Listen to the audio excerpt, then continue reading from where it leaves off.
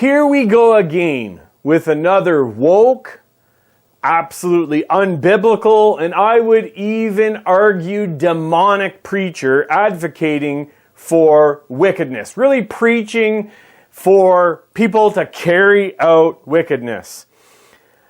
This preacher is not only a liar, but he's promoting flat out sexual immorality.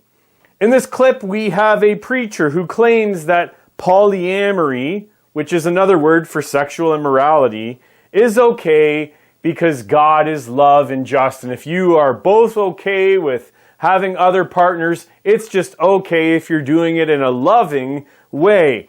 Here is RC Wilkinson. He's part of Open Door Ministries, and it should be open mind because his mind is so open to wickedness. His brains have fallen out, and there's no exalting of Christ, no proclamation of the holiness of Christ, the goodness of God. Let's hear this strange clip. And I can't believe a guy would actually preach this sermon. Let's give it a listen. Can we agree that God is love? Can we agree that God is just? So how do we ground this discussion in both love and justice? And she suggests these 7 principles. That in any relationship, do no unjust harm. Do no unjust harm. Free consent of partners, mutuality, equality, commitment, fruitfulness, and social justice. That when we look at all the various human relationships, all the various ways that human beings get together, they need to fit into and not violate these 7 principles. When we move into a relationship, we are at our most vulnerable.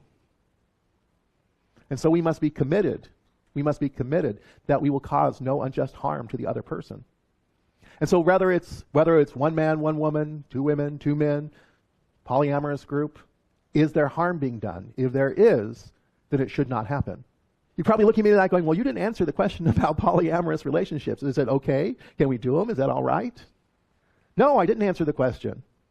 Right? The best that I can do right now, because I just got this is the first time I've ever thought about it. This is the first time I ever researched it. The best that I can do right now is point you to some guidelines for discussion in a reasonable and loving manner of sexual ethics. Church, it's time for us to start talking about these.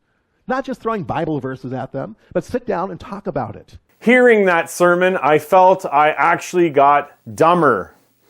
But this is a preacher who's a reprobate. And I'm surprised he's not polyamorous himself.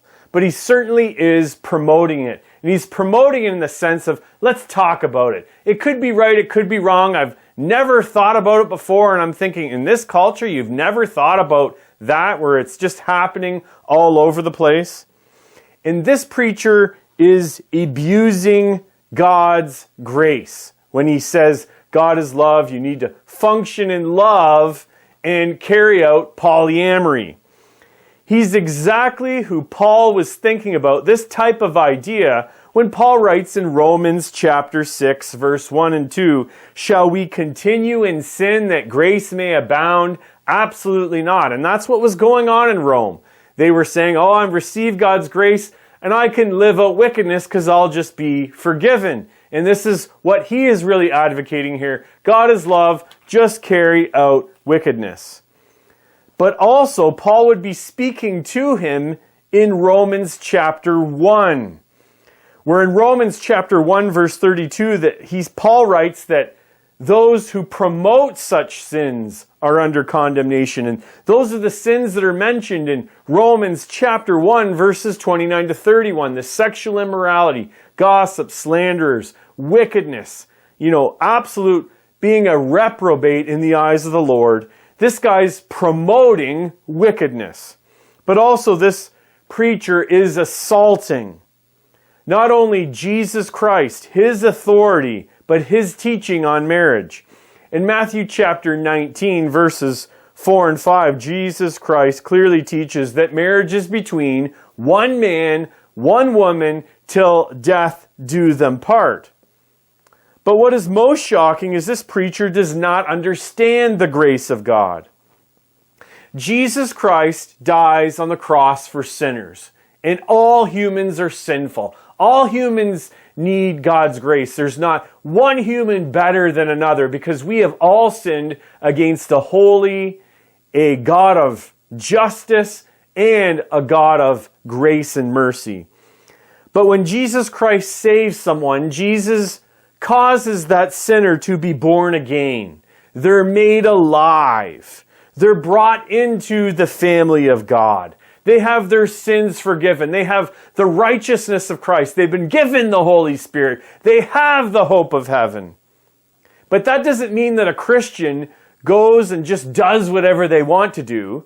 That's a sign of wickedness. That's a cold heart towards the Lord. That's the prophecy that Jesus talks about that reveals that we're in the end times. Matthew 24, verse 12. Lawlessness and the hearts of many grow cold.